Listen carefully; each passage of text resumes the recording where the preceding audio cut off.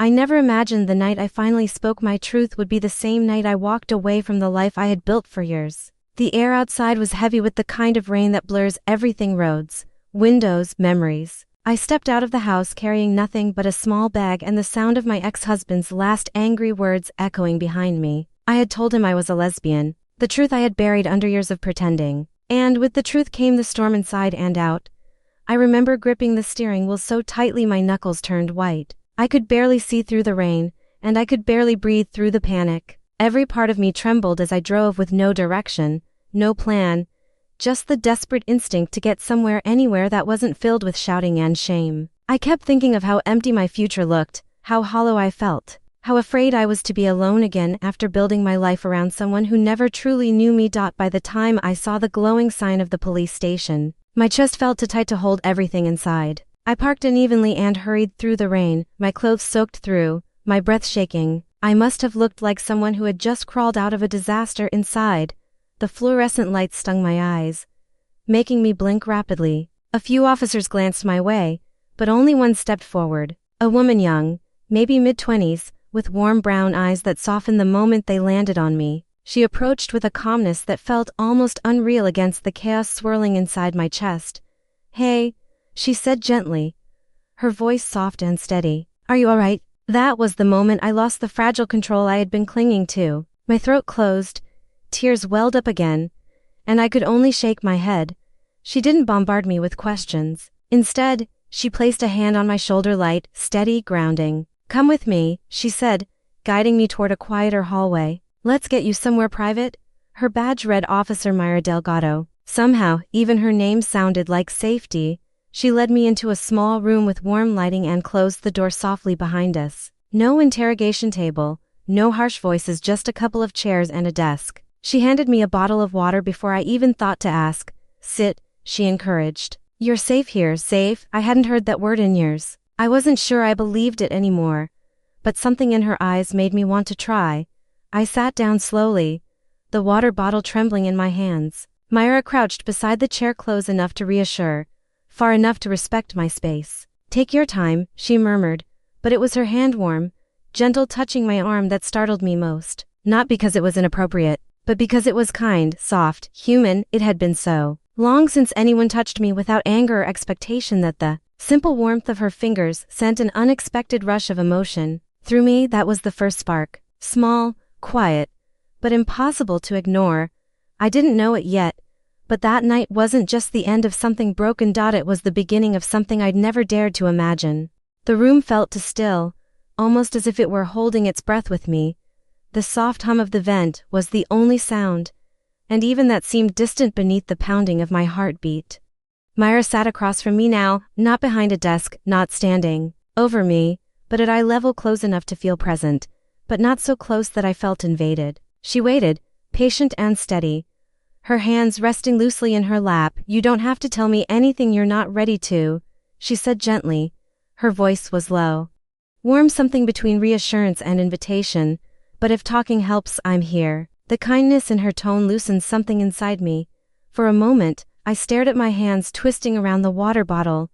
I felt exposed, fragile, but also safe. Safe in a way I didn't expect to feel in a police station at 2 in the morning. "My marriage ended tonight," I finally whispered. Myra nodded once, encouraging but silent. I swallowed hard. "Because I told him I'm a lesbian." The word trembled out of me, as if unsure it deserved to exist out loud. Myra didn't flinch, didn't blink, didn't tilt her head with pity or surprise. She just listened fully, completely, like my words mattered. "I've known for years," I continued, my voice cracking. "But I kept trying to be the wife he wanted, the woman everyone expected." I drew in a shaky breath. "Tonight I told him the truth, and he didn't take it well." A tear slipped down my cheek before I could wipe it away. Myra reached for a box of tissues, but instead of handing them across the table, she scooted her chair a little closer and set the box gently beside me. The small gesture felt strangely intimate, as if she understood how fragile I was and didn't want to push. When I dared to look up, I found her watching me with the softest expression, one that wasn't sympathy, but recognition, as though she understood something very personal. "Anna," she said softly, "thank you for trusting me with that." Her voice dipped tender in a way that made my chest ache. And then her eyes shifted not away, but deeper. Like she was debating something, she took a slow breath. I don't usually share personal things on duty, she whispered, lowering her voice as if the room itself might overhear. But I want you to know you're not alone. She paused, her eyes holding mine. I'm a lesbian too. The air between us changed, instantly warmer, quieter, heavier. My breath caught. It felt like someone had lit a candle in the dark. For a moment, neither of us moved. Her confession sat between us, gentle but powerful. My fingers loosened around the water bottle, and I allowed myself a small exhale I didn't know I'd been holding. Then, without warning, our knees brushed beneath the table. A tiny touch, barely anything, but the impact was immediate, like a pulse of warmth traveling up my leg. We both froze. Mira's eyes flicked down for a second, then back to mine. Softer than before, so soft it felt like she could see straight through the layers of fear and exhaustion I carried. It wasn't a romantic moment. Not yet. It was something quieter, more profound. To women who had spent years hiding, finally seeing each other clearly. When I finally stopped talking, the room felt strangely lighter, as if some part of me had been unclenched for the first time in years. Myra stood slowly, giving me space but still watching me with that steady warmth that never once made me feel judged. I'm not letting you go back there tonight, she said softly. You need a safe place to rest. There's a women's shelter not far from here. I can take you. I opened my mouth to argue, out of habit, out of fear, out of not wanting to be a burden, but her expression was firm, gentle, immovable. The kind of look someone gives when they refuse to step aside from doing the right thing. So I nodded. Myra guided me out of the room, her hand hovering just behind my back, not touching, but present, protecting without pressing. The hallway felt colder than before, but the moment she opened the side door to the parking lot, the night air hit me like a wave. The rain hadn't stopped. If anything, it was coming down harder, sheets of water blurring everything into shadows and streetlights. She hurried me toward her patrol car, shielding me as best she could from the storm. When she opened the passenger door, I hesitated only a second before sliding into the seat. The leather felt cold beneath me, and goosebumps rose across my arms. Myra got in on the other side, shaking rain from her hair before starting the engine. The heater hummed to life, filling the car with a low, comforting vibration. For a moment, neither of us spoke. The silence wasn't awkward, just heavy, charged, like the air before a question that hasn't yet decided whether it wants to be asked. As she pulled onto the road, the rain pounded against the windshield so loudly it felt like we were driving through static. Myra kept both hands on the wheel, focused, collected. She looked like someone used to steering people through storms, not just literal ones. I didn't know where to rest my hands. I kept them folded in my lap, fingers twisting anxiously. The car turned and Myra shifted gears. When she did, the back of her hand brushed mine, just a small touch, barely a second, but it sent warmth rushing up my arm, spreading through me like something waking from long sleep. I didn't pull away. Myra didn't apologize. She just kept driving, though I saw the corner of her mouth lift slightly, almost imperceptibly, as if she'd felt the same spark. The closer we got to the shelter, the quieter the world became. The storm still raged, but inside the car, inside that small bubble of shared breath and unspoken understanding, it felt strangely peaceful. When we arrived, the building looked modest but inviting, its front porch glowing softly under the flickering light. Myra parked and turned to me, her expression shifting from officer to something gentler. You'll be safe here, she promised, before I could thank her. A gust of wind blew rain across my face as I stepped out. I started to push my wet hair back, but Myra reached out first. Her fingers brushed my cheek as she tucked a stray strand behind my ear, quick, careful, tender in a way that surprised even her. Her touch lingered half a second longer than necessary. My breath caught, and for the first time that night, the fear inside me loosened enough to let something warm take its place. The warmth of Mira's hand over mine lingered long after we'd finished our coffee. I didn't expect to feel that kind of comfort so soon, not after the chaos of the night before, not after years of emotional distance in a marriage that never fit. But Myra was different. She didn't rush me, didn't pressure, didn't pry. She simply made space for me to exist without apologizing. When our cups were empty, she turned slightly toward me, her eyes full of quiet seriousness. Anna, she began, you're going to need your things eventually. Clothes, documents, the things that belong to you. She paused. I don't want you going back there alone. A familiar knot tightened in my stomach at the thought of returning to my ex's house. "He won't hurt me," I whispered, though even I didn't sound convinced. Myra shook her head gently. "It's not about that. It's about not facing something painful by yourself." Then, with a soft firmness that made my breath settle, she added, "Let me go with you. I'll drive." There was no part of her offer that felt like pity. It felt protective, and strangely personal. I nodded. The drive to the house was quiet, the kind of silence filled with tension rather than comfort. Myra kept one hand on the wheel and the other resting loosely near the gear shift, close enough that I could feel the warmth radiating from her skin. When we pulled into the driveway, a wave of memories crashed over me, none of them good. Myra stepped out first, scanning the space before opening my door. She didn't touch me, but she stood close, her presence anchoring me. Inside the house, everything felt cold and wrong. I collected my belongings quickly, clothes stuffed into bags, personal items tucked into boxes, and avoided looking at anything that reminded me of the life I had tried and failed to live. By the time we walked back out to the car, my hands were shaking. Myra noticed immediately. "Anna," she said gently, "come on, let's get out of here." I swallowed hard, nodding again. The moment the car door closed behind me, the tears I'd been holding back slipped free. Myra didn't ask what happened. She didn't force me to talk. Instead, once we were on the road, she spoke softly. "You shouldn't go back to the shelter tonight. You need somewhere calmer to breathe."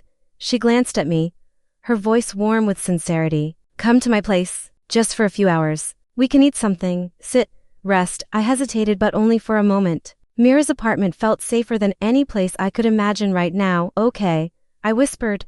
Her smile was small but genuine. "Good." Her apartment was cozy, softly lit, the kind of space that reflected someone gentle at heart. She made a simple dinner: pasta, salad, garlic bread. We ate at her kitchen table, the quiet between us no longer tense but warm. At one point, I laughed softly at something she said, and a tiny piece of parsley stuck to my cheek. Myra leaned forward before I even noticed. "Hold still," she murmured. Her thumb brushed my cheek, slow, tender, careful. My breath caught.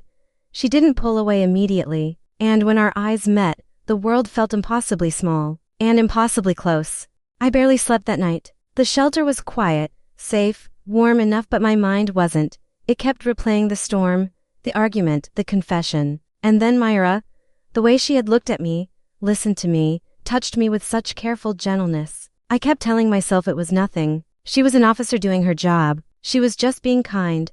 But the truth was, kindness shouldn't have felt that intimate. By morning, the rain had finally stopped, leaving the world washed clean, like someone had wiped the night away. I sat in the small common area, wrapped in a borrowed blanket, sipping weak coffee that tasted like cardboard. My thoughts drifted between fear and relief, never settling. Then the front door opened. I heard her voice before I saw her. "Anna?" I turned, and there she was, Officer Myra, but not in uniform this time. She wore a soft gray sweater and dark jeans, her hair slightly messy, as if she'd rushed out the door. She carried 2 real coffees in her hands, the kind that smelled like comfort instead of survival. My heart did something strange in my chest.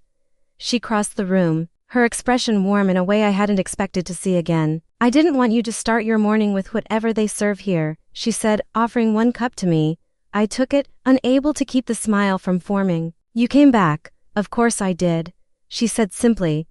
We walked outside to the small bench overlooking the quiet garden behind the shelter. The air was crisp, sunlight pushing through leftover clouds, the kind of morning that feels like a beginning. We sat close, not touching, but close enough that I could feel the heat from her body beside mine. For a while, we just sipped our coffee and shared small, shy smiles. It felt peaceful in a way I wasn't used to feeling around someone new. Myra broke the silence first.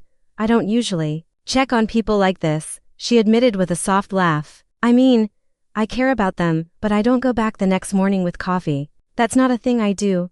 I turned to look at her, surprised. She wasn't teasing. She was confessing something real. "What made you come?" I asked softly. She hesitated, her eyes drifting to the steam rising from her cup.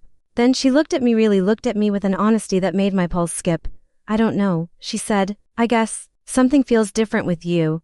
Heat rushed to my cheeks before I could control it. Myra noticed instantly. Her lips curved into the smallest, warmest smile. "I made you blush," she teased gently. "I didn't mean to," I murmured. "I'm glad you did," she whispered, before I could respond. She reached out and for the first time in daylight, she touched me without hesitation. Her hand slid over mine slowly, deliberately, her fingers curling just enough to hold. Her touch wasn't accidental, wasn't cautious, wasn't professional. It was a choice. The moment our hands connected, something undeniable sparked between us, warm, electric, quiet, but so real it made my breath catch. That was the moment I realized this wasn't kindness. It was chemistry. And it was mutual. I didn't realize how tightly I'd been holding myself together until we moved from the kitchen to the living room. Myra set 2 mugs of tea on the coffee table and motioned for me to sit on the couch. The moment I sank into the cushions, the exhaustion I'd been carrying all day rose to the surface, heavy, unstoppable, too big for my chest. Myra sat beside me, close but respectful, her posture softening as she studied my face. "Anna," she said quietly, "you don't have to pretend you're okay with me." Something inside me cracked. The tears came fast and without warning. One moment I was blinking them back.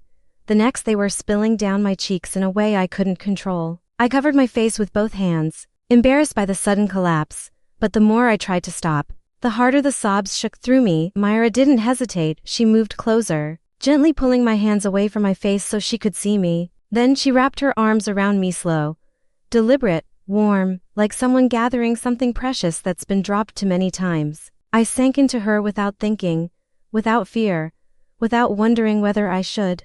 Her embrace wasn't rushed or careful just for the sake of politeness. It was steady, present, real. My forehead rested against her shoulder, and I felt her breathing slow, even, grounding me with every rise and fall. She stroked a soothing line down my back once, then again, until the sobs softened into quiet trembles. My fingers instinctively curled into the fabric of her sweater, needing something solid to hold onto. "You're safe here," she whispered into my hair.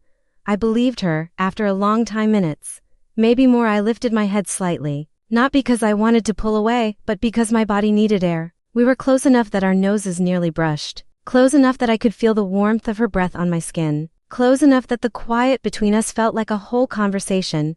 Her eyes searched mine, soft and questioning, as if asking for permission without saying a word. I didn't move away, neither did she. We hovered there for a moment, breath mingling, the world fading into the quiet hum of her apartment. My heart beat hard enough that I was sure she could feel it, or maybe she could hear it, because her lips softened into a small, hesitant curve. Then she leaned in slowly, giving me every chance to stop her.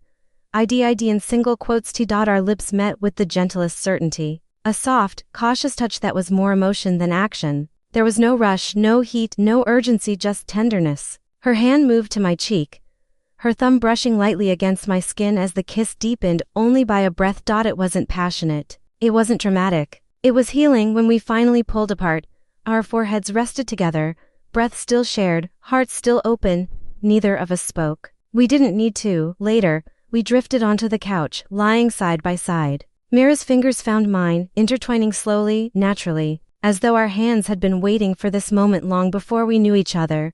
We fell asleep like that, quiet, warm, holding hands. To women finding peace in the soft unexpectedness of closeness.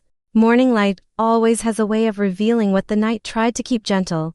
When I opened my eyes, the first thing I felt was warmth, Mira's hand still loosely holding mine. The second thing I felt was panic, not sharp, but soft and fluttering, like a bird beating its wings inside my chest. I lay still, listening to the quiet of her apartment, letting the weight of the night settle slowly around me. The kiss, the closeness, the way her arms had held me like I mattered. My fingers tightened instinctively around hers just before she stirred. Her eyes blinked open, hazy with sleep, and for a second she smiled, soft and unguarded. But the moment she realized how close we still were, she pulled back slightly, clearing her throat. "Morning," she said, her voice a little too steady. "Morning," I echoed, sitting up. We both pretended to stretch, to adjust our clothes, to focus on anything except the memory of how we'd fallen asleep tangled together. Myra stood first. "I'll make coffee," she said, already heading toward the kitchen like she needed something to do with her hands. I followed, moving slowly, unsure if I should apologize, thank her, or pretend last night didn't send my heart spinning in directions it had never dared to go. When she handed me a mug, our fingers brushed, too quick, too careful. We both froze, a fraction of a second longer than necessary before stepping apart. The silence that followed wasn't uncomfortable, it was meaningful, heavy, filled with unsaid things. Myra pretended to read something on her phone. I pretended to be deeply fascinated by the steam rising from my cup, but every time I glanced up, I caught her eyes lingering not directly at me, but at my lips. She'd look away immediately, jaw tightening slightly, as if reminding herself she was supposed to be composed. We finished our coffee in that fragile dance of glances and silence. Eventually she nodded toward the living room. We should fold the blankets before they wrinkle. It wasn't about the blankets. We both knew it. I knelt beside her on the floor, smoothing out the edges of the blanket we had slept under. Our hands met at the center accidentally, then again. And again, each touch was small but loaded, like the universe trying to push us closer while fear tried to pull us apart. I slept well, I finally said. Her hands paused for just a moment before she nodded. Me too. There was so much more beneath those two words, but neither of us stepped into it. When the blanket was folded, Myra stood and wiped her palms against her jeans. Looking everywhere except at me, I waited, giving her space, letting her find whatever courage she was searching for. Then she exhaled slowly and met my eyes. Anna, you don't have to go back to the shelter. Her voice softened. If you want, you can stay here, not just today. For a while, as long as you need. My throat tightened. Are you sure? She nodded once, then again more confidently. I want you here. The truth of that settled between us, warm and steady. I didn't need time to think. I'd like that, I said softly, and the smallest smile appeared on her lips, shy, hopeful, the kind that made my chest ache. We still didn't talk about the kiss, but staying said enough. Living with Myra settled into a rhythm so gentle I almost didn't realize how much I needed it. The first few days felt like learning a new kind of quiet, one that wasn't empty or tense, but warm, shared, alive. We moved through her apartment like two people learning the boundaries of a dance neither of us had practiced before, bumping into each other with soft apologies and soft smiles. Mornings began with the smell of coffee and the sound of Myra humming low under her breath as she buttered toast. Sometimes I would join her, sliding in beside her at the counter, our shoulders brushing naturally as we worked in small, domestic harmony. Other times I just watched her from the doorway, studying the calm way she moved, the gentle curve of concentration in her brow, the warmth she carried like a quiet light. We cooked together most evenings. Myra chopped vegetables with practiced ease, handing me pieces to taste as she went. I always pretended to consider the flavor seriously, which made her laugh every time, a soft, genuine laugh that seemed to fill the entire room. The more she laughed, the more I felt something inside me soften, melt, rebuild. In the afternoons, we would sit on the couch with our laptops or with nothing at all, just two women sharing space, breathing the same easy air. Our hands would brush when we reached for the blanket or a glass of water. Her knee would rest against mine for a moment too long before she shifted away with a quiet, unreadable smile. If I leaned against her shoulder, even unintentionally, she never moved, but it was the nights that changed everything. One evening, after dinner, we curled up on the couch to watch something neither of us cared much about. The TV flickered softly, casting gentle waves of light across her living room. I pulled my legs beneath me, settling close without thinking about it. Myra sat beside me, one arm draped casually along the back of the couch. Her fingers brushed the ends of my hair now and then, a touch so subtle I wasn't sure she knew she was doing it, but I felt it every time, small sparks that traveled down my spine. Halfway through the movie, she shifted slightly and placed her hand on my thigh, not accidentally, not fleetingly, intentionally. Her palm rested warm and steady, her thumb drawing the faintest circle against the fabric of my jeans. A gesture meant to comfort, but layered with something deeper, something spoken in silence. I felt my breath hitch, but I didn't move away. Instead, I let my hand rest lightly atop hers, our fingers brushing, testing, learning each other's language, one quiet heartbeat at a time.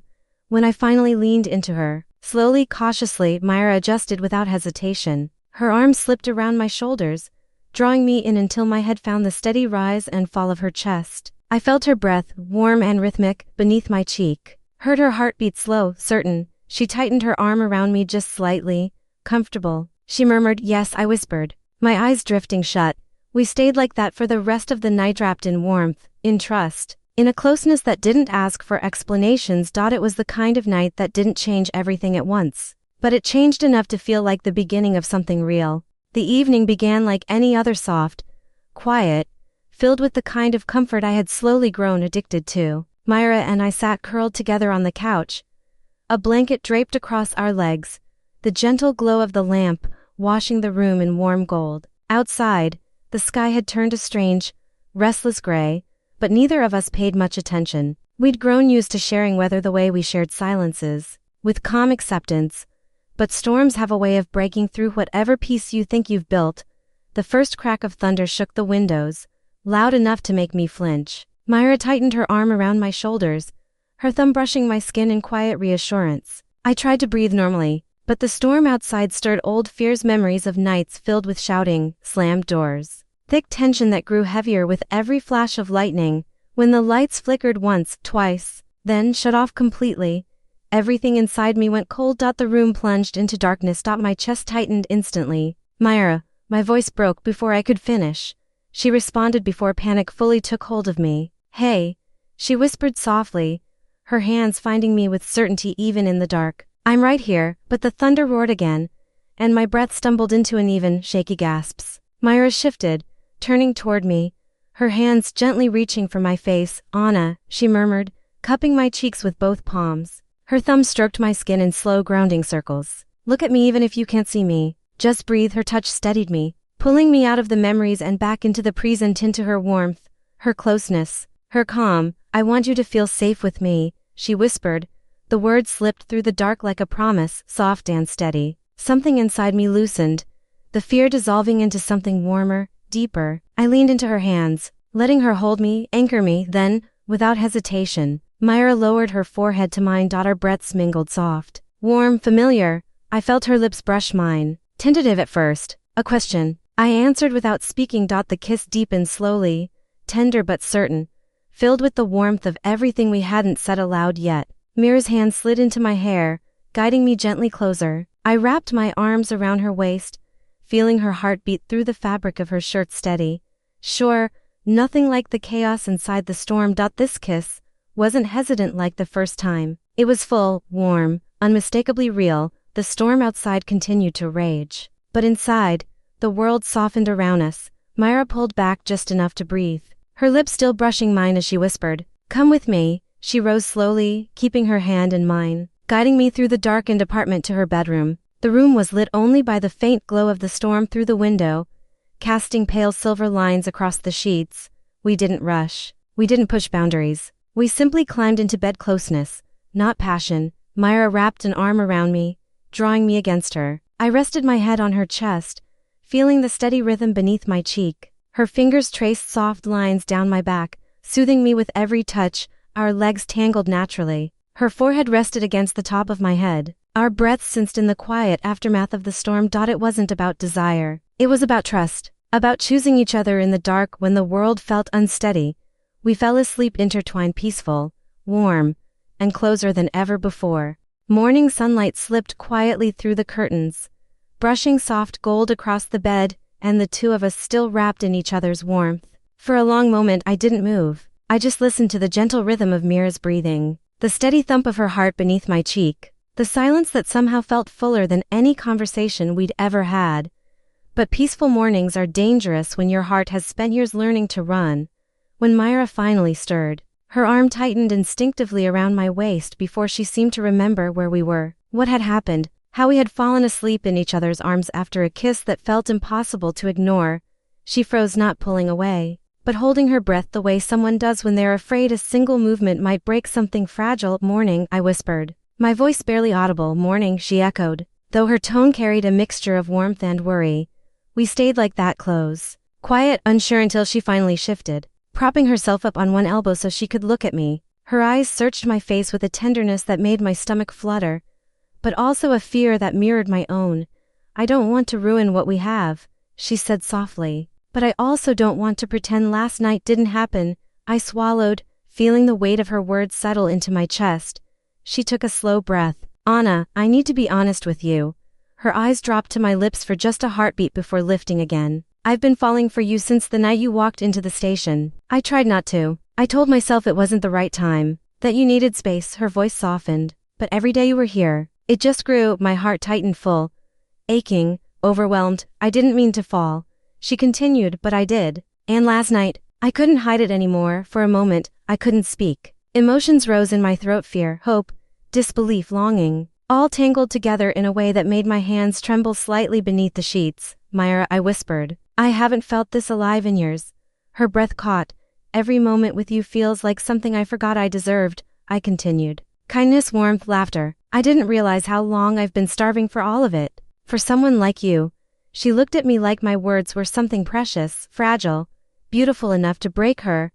I reached for her hand. She met me halfway. The kiss that followed was slow, nothing rushed, nothing forced. Her lips brushed mine tenderly, as if relearning the shape of something she'd been dreaming about but afraid to touch. I kissed her back with the same softness, the same emotion, the same quiet certainty that this was no accident. When we finally pulled away, her forehead rested against mine. What now? I asked softly. Myra smiled, small and hopeful. Now you stay, if you want to. A warmth spread through me stronger than anything I'd felt in years. I nodded. I want to. Her smile widened, relief washing through her expression. She shifted slightly, lifting the blanket. Then move in here, she whispered. With me, and I did. Not with fear, not with hesitation, but with a heart finally ready to stop running and stay where it felt safe. Settling into life with Myra felt like settling into the softest version of myself one I hadn't met in years. The chaos of my old life seemed far away now, replaced by the quiet certainty of mornings spent sharing coffee, little smiles exchanged across the apartment, and the warmth of her hand finding mine without hesitation. It wasn't long before I began visiting her at the police station during her lunch breaks. She didn't ask me to. I wanted to. After everything she had been for me, shelter, comfort, possibility, it felt natural to step gently into her world, too. The first time I walked into the station as something more than a frightened stranger, the atmosphere hit me differently. Officers nodded politely. A few recognized me from that first, messy night, but Myra, the moment she saw me standing in the doorway, her expression lit with a softness only I ever seemed to get. Anna, she called, her smile warm and unmistakably fond. She crossed the room, her uniform crisp and neat, her movements confident. Even in uniform, even surrounded by colleagues, she didn't hide her affection. Her hand brushed lightly against the small of my back as she guided me toward the break room, gentle, steady. A touch that said, you belong here with me. We sat across from each other at a small table with chipped corners, sharing sandwiches and quiet laughter. Every so often, our fingers brushed under the table, small, electrifying touches that sent warmth curling through my stomach. Myra would shift her foot so it nudged mine, a tiny, secret connection that made the fluorescent lit room feel less cold. Her coworkers noticed. Of course they did. People always notice tenderness more than anything else. But none of them stared with judgment. Some offered nods, some gave polite smiles. One older officer even winked at Myra as he passed, muttering something like, good for you. Myra only rolled her eyes and squeezed my hand beneath the table. But it was one particular moment that anchored itself in my heart. A group of officers gathered near the doorway, chatting about weekend plans. One of them, a broad-shouldered man with silver hair, glanced toward us and smiled. Hey Myra, he called cheerfully. Who's your friend? There was a heartbeat of silence. Myra set down her sandwich. She straightened a little, not nervously, but purposefully, and rested her hand lightly over mine. This is Anna, she said, her voice steady and proud. Then she added, without hesitation, she's someone important to me. The words struck me deeper than I expected. Not girlfriend, not partner, not anything with a label too soon, but important, chosen, valued. I felt something bloom in my chest, warm and deep, like the beginning of belonging. The officer nodded, offering me a friendly smile before turning back to his conversation. Myra looked at me again, and in her eyes I saw the promise she didn't speak out loud. You're not hidden. You're not a secret. I wasn't used to that feeling, someone claiming me with confidence rather than shame. My throat tightened as a quiet pride settled through me. When lunch ended and she walked me to the door, her fingers brushed mine again. Thank you for coming, she murmured. For what? I asked softly. Her smile was gentle, almost shy. For letting me show you where you fit in my life, and for the first time, I felt safe not just with her, but beside her. Even after weeks of living with Myra, settling into her routines, filling her home with my laughter instead of my tears, there were still nights when old habits crept back, and nights when I felt like a guest instead of someone who belonged. That evening was one of them. We had spent the night cooking a simple dinner, sharing stories in between bites, her hand brushing mine each time we reached for the same thing. It was warm, easy, the kind of comfort that feels like it's always existed. But comfort, I'd learned, could still be fragile. It could still feel borrowed. So when bedtime came, I stood from the couch and quietly made my way toward the small guest Room at the end of the hall, the room I had used on nights when fear convinced me I might be overstaying something that had never been promised. I had just reached for the doorknob when I felt a hand gently wrap around my wrist. Anna, Myra said softly. I turned, startled by the seriousness in her eyes. She stepped closer, her fingers still holding me with that same careful tenderness she had shown from the very first night. Except now, there was something deeper in her gaze. Something certain. You don't have to go anywhere anymore.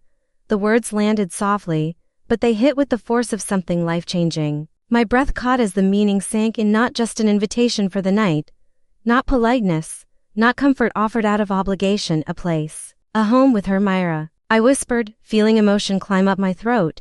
She closed the space between us, her free hand lifting to cup my cheek. Her thumb brushed the corner of my jaw in a gesture far more intimate than any kiss we had shared. You're not a guest, not a temporary part of my life. I want you here, with me.